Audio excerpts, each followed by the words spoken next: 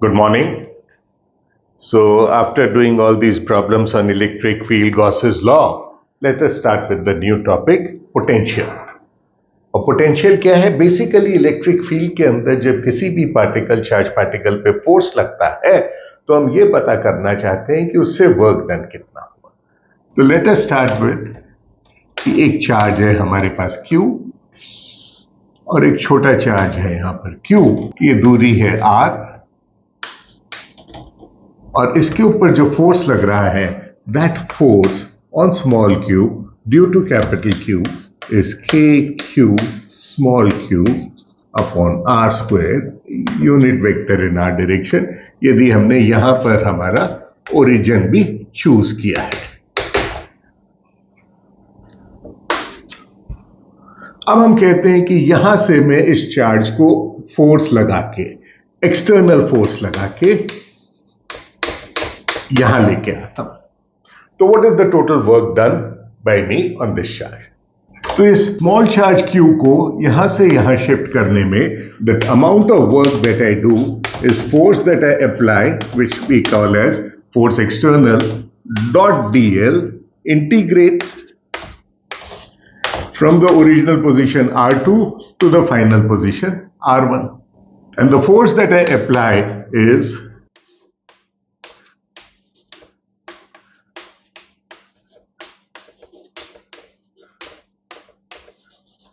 मैं इसके opposite direction में फोर्स अप्लाई करता हूं, इसलिए एक माइनस साइन चाहिए यहां पर।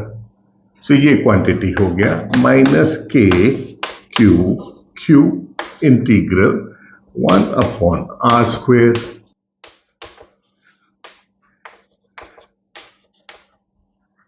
आर डॉट डी एल क्या है? R dot D L gives me a negative sign. Why? Because R is here, D L is here.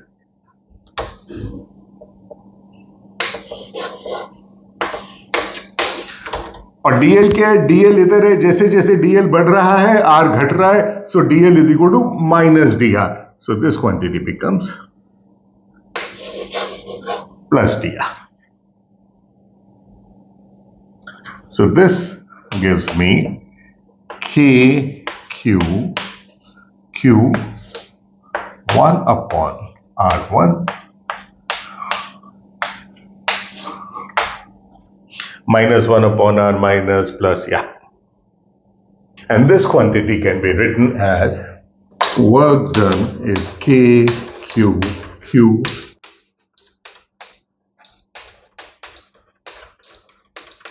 So इसको यहां से यहां तक मूव करने में total amount of work done is something that depends only on the position of Q and nothing else.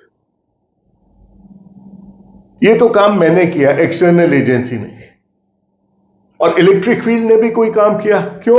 क्योंकि electric field भी तो एक फोर्स लगा रही है which is in the opposite direction. So the work done by the electric field is minus of work done by external force, and this quantity is what we call, we give it a name, we call it potential energy. So this quantity is UF minus UI. Or I can write this as W external is equal to minus W electric is UF minus UI. अब ये small Q की जगह कोई भी replace करके और charge ले लीजिए, सब कुछ वही रहेगा। स्मॉल क्यू की जगह नया वाला चार्ज आ जाएगा Q prime, which means I define a quantity which is change in potential energy per unit positive charge, and that is what gives me what we call as change in potential. Equivalently, what I am saying is we define a final potential at the position R1 which is given by KQ upon R1 and V R2 is KQ upon R2. तो ये potential आया कहां से? Potential आया ये electric field से जो work किया उसको हम we can describe it as a difference of some potential energy और as a difference of potential times the charge. So for any point charge or any spherical distribution of charge, we say potential at any point A can be written with respect to potential at a reference point as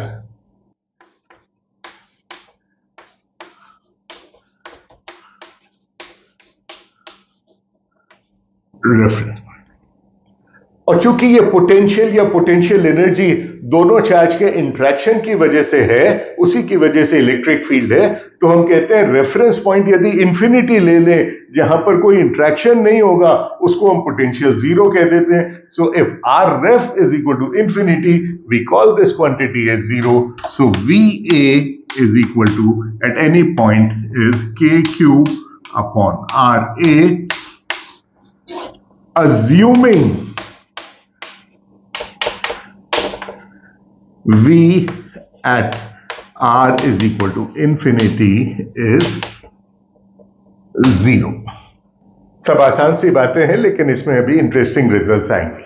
जिस तरीके से हमने define किया है, you will also notice that VA minus VB for any 2 points A and B is integral E dot dr with a minus sign, क्योंकि potential minus है electric field की वजह से, from B to the point A. So ये general definition हो गई potential difference की, और रेफरेंस पॉइंट B को डिपेंड करते हुए इसको इंफिनिटी लिया तो पोटेंशियल एट पॉइंट A हो गया. Let us consider a sphere जिसका रेडियस है R, और इसके नजदीक ही एक दूसरा स्फीयर लेता हूं जिसका रेडियस है R2, R1, R2 ले लें,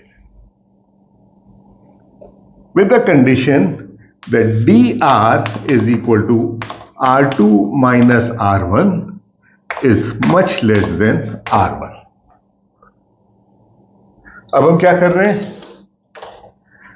यहां पर कोई भी चार्ज है Q, उसकी वजह से इस स्फेरिकल सरफेस पे हर जगह पोटेंशियल कितना होगा, के क्यू अपॉन R1, और यहां पोटेंशियल कितना होगा, के Q upon R2.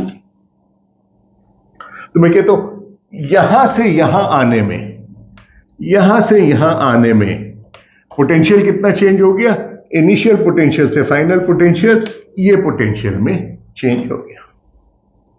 Or if you want, you can say final potential, change in potential is V final minus V initial, then it is KQ 1 upon R2 minus 1 upon R1.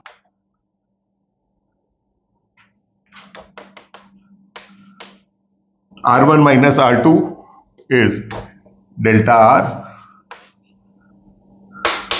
minus delta R divided by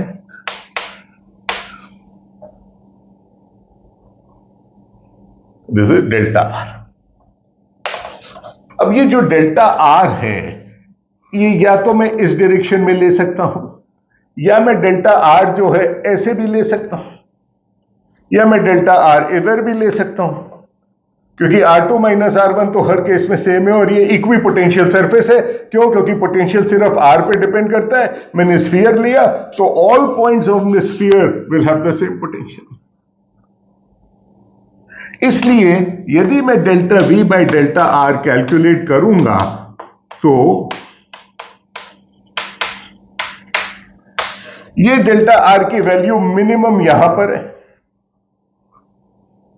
तो delta V by delta R की value maximum कब होगी, वो maximum होगी इस direction में. And this delta V by delta R, as you can see, is the electric field, क्योंकि R1, R2 को मैं approximate कर सकता हूं R square से. लेकिन ये माइनस साइन का डायरेक्शन और है, वो डिफरेंट है, वो इलेक्ट्रिक फील्ड गलत डायरेक्शन में देगा. So I write here as my electric field is given by minus delta V by delta R unit vector in the R. In fact इसके लिए एक ऑपरेटर यूज करते हैं, इसको कहते हैं minus del V by del R unit. मतलब partial derivative मतलब potential depends only on R, and और किसी चीज के ऊपर भी जो डिपेंडेंस है उसको हम कंसिडर नहीं कर। स्कूल में शायद नहीं किया होगा, लेकिन इसके लिए एक ऑपरेटर डिफाइन करते हैं जो बहुत कन्वीनियंट है इलेक्ट्रोमैग्नेटिज्म स्टडी करने के लिए, call the del operator. Del operator क्या है? Del operator is delta by delta X in the direction I plus J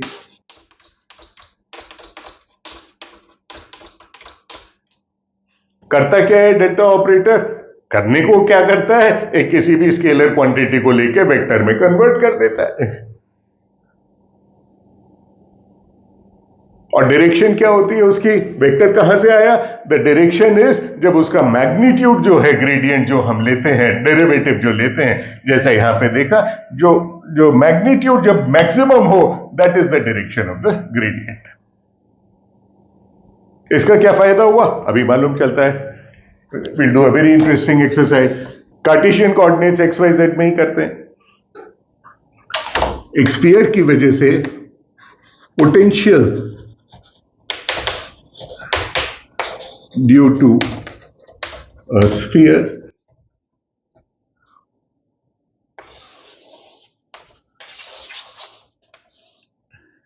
at any point r, I can write the potential as k q upon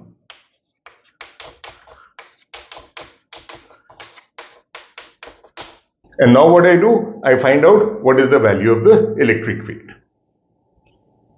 और electric field की क्या direction है? Electric field is for us minus gradient of potential. लेकिन sir sphere के लिए तो spherical polar coordinates convenient रहते हैं। करेक्ट, हम करके देखते हैं कार्टेशियन कोऑर्डिनेट्स में। देखिए क्या आता है। So I get E according to that definition, E is equal to minus gradient of V। gradient of V मतलब ये क्वांटिटी पता करनी है, तो I will get minus I del V by del X. Del V by del X करूंगा तो क्या मिला मुझे? माइनस हाफ के क्यू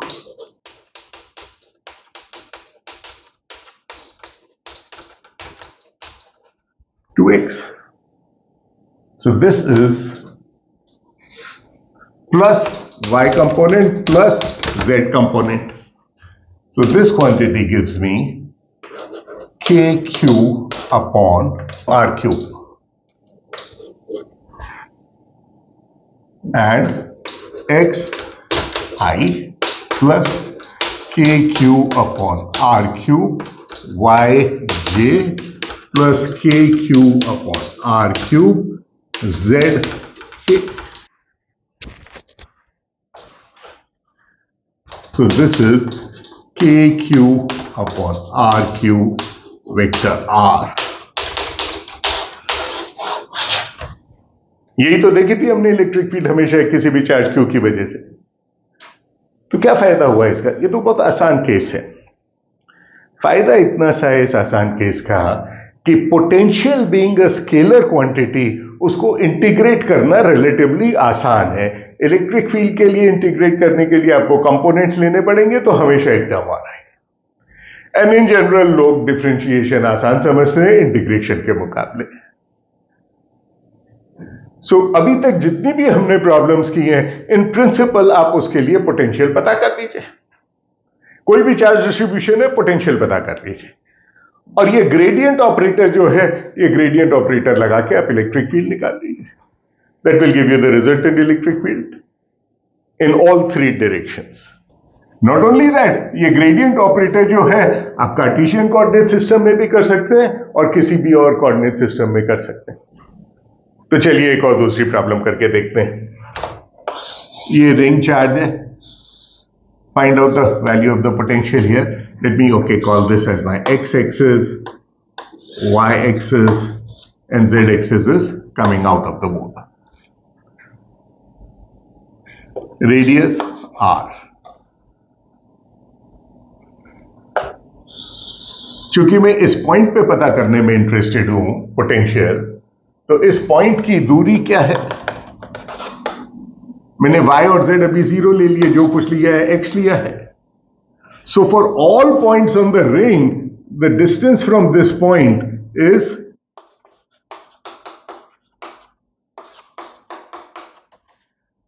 और रिंग पे यदि चार्ज q है तो पोटेंशियल हो गया q upon 4 pi epsilon 0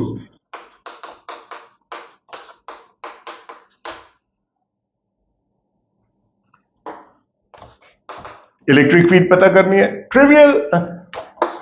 Ex is equal to minus del V by del X. तो सर ये तो बहुत आसान है, इसका मतलब है y डायरेक्शन में तो इलेक्ट्रिक फील्ड जीरो होगी क्योंकि del V by del Y करेंगे तो जीरो हो गया. No, why not? क्योंकि हमने पोटेंशियल एक्स एक्सिस पे पता किया है, आर्बिट्ररी पॉइंट पे नहीं. और एक पॉइंट पे पोटेंशियल पता करने से उस रीजन में, उस क्षेत्र में इलेक्ट्रिक फील्ड नहीं मालूम चलती, आपको नेबरहुड में भी मालूम करना पड़ेगा. दैट मीन्स आपको y component of the electric field कहीं पे भी पता करना है तो आपको एक आर्बिट्ररी पॉइंट लेना पड़ेगा. Let me call this point as y0. अब यहां पर पोटेंशियल पता कीजिए. यह इलेक्ट्रिक फील्ड पता करेंगे तो बहुत मुश्किल होगी, बट यहां पर पोटेंशियल पता कीजिए. यह काम will do it in one of the problems. और उससे हमारे पास electric field X Y Z direction में आ जाएगी. और द लिमिट जैसे ही मैं y0 बराबर 0 पुट करूंगा तो मेरा आंसर 0 आ जाना चाहिए, क्योंकि इस एक्सिस पे इलेक्ट्रिक फील्ड जो कुछ है सिर्फ X direction. Go back to a hollow sphere. Charge on the outer surface of the sphere. Surface पे पोटेंशियल कितना है? सरफेस पे पोटेंशियल है, क्यों? क्योंकि हमने कहा पॉइंट चार्ज का और स्फेरिकल डिस्ट्रीब्यूशन का सेम. और हॉलोस्फीयर के अंदर इलेक्ट्रिक फील्ड कितनी है? हॉलोस्फीयर के अंदर जो इलेक्ट्रिक फील्ड है वो 0 है. विच मींस यदि इलेक्ट्रिक फील्ड 0 है तो यहां से यहां तक del V by del R 0 है. और del V by del R 0 है, मतलब डेल वी यहां पर 0 है. मतलब जो सरफेस का पोटेंशियल है पूरे अंदर, inside the hollow sphere, the potential is exactly the same. So now if I plot potential as a function of r, then up to r is equal to capital R, potential is a constant and then it starts decreasing. Which means एक hollow sphere के अंदर भी potential है due to some charge which is outside, बावजूद इसके कि अंदर कोई charge नहीं. इसी प्रकार सॉलिड स्फीयर के लिए कर सकते हैं. सॉलिड स्फीयर्स के लिए हमको मालूम था कि इलेक्ट्रिक फील्ड कैसे वेरी करती है. Electric field varies as if the density is r, uniform density, then rho r upon 3 epsilon 0. और किसी भी पॉइंट पे पोटेंशियल पता करने के लिए r, ये है capital R. What do I do? Potential at a point r is equal to minus potential at capital R minus E dot dr from R to small r. Straightforward. I just mentioned one thing. R dependence है, R dr मतलब R square by 2, यानी potential solid sphere के अंदर R square की जैसे very करेगा. अब कोई भी आप स्फीयर ले लीजिए, ये तो नॉन कंडक्टिंग स्फीयर था तभी पूरे के अंदर चार्ज डेंसिटी थी. कंडक्टिंग स्फीयर है तो पूरे के अंदर चार्ज डेंसिटी नहीं होती. All the charge resides on the surface and I can take combinations of conducting spheres. इन सब का एक जनरल रूल है. यदि आपने कंडक्टिंग स्फीयर को अर्थ कर दिया तो उसको शो कैसे करते हैं?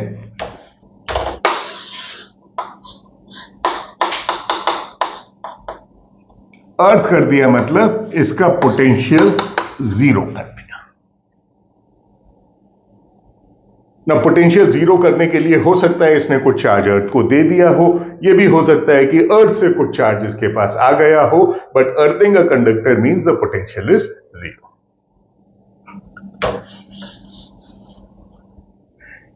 किसी भी कंडक्टर को ग्राउंड करके उसका पोटेंशियल 0 हो जाता है, यह ग्राउंडिंग हो गई. अब मान लीजिए आपने एक अंदर कंडक्टर रखा जिसका रेडियस है a, इस कंडक्टर का रेडियस है b, और एक तीसरा कंडक्टर और है इसके बाहर जिसका रेडियस है c। अंदर वाले को चार्ज दिया हमने प्लस q, माइनस वाले को चार्ज दिया माइनस q, बाहर वाले को चार्ज दिया माइनस q, और ये ग्राउंडेड है, मतलब इसका पोटेंशियल जीरो है। अब ये पता करना है कि सारे सरफेसेस पे चार्ज कितने होंगे और पोटेंशियल कितने होंगे।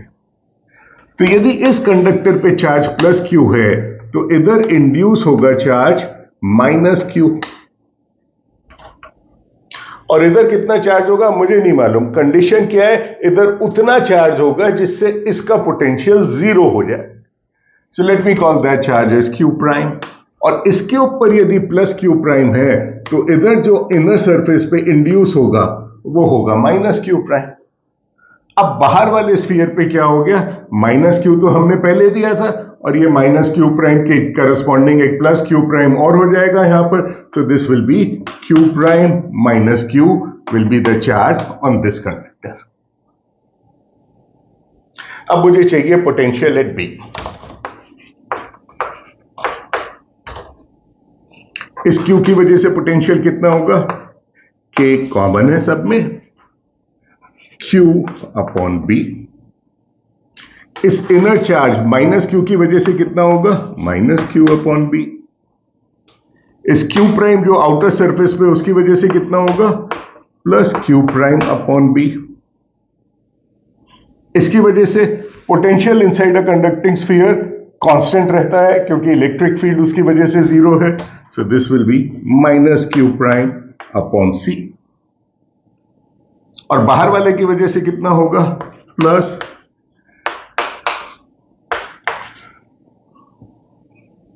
and all of this should add up to 0. This cancels. This q prime c also cancels. So you're left with q prime upon b is equal to q upon c, implying q prime is q times b upon c. तुमने इसको charge दिया तो था ही नहीं। Outer surface पे charge कितना आ गया, इतना। इनर सरफेस पे चार्ज कितना था, minus q। So net charge इसके ऊपर कितना हो गया, this positive minus this. So net charge is q b by c minus 1 is the net charge, and b by c is less than 1, so this quantity is negative, therefore इसके ऊपर net charge है वो negative है। कहां से आया, electrons flowed from the earth to here. So this is what grounding does.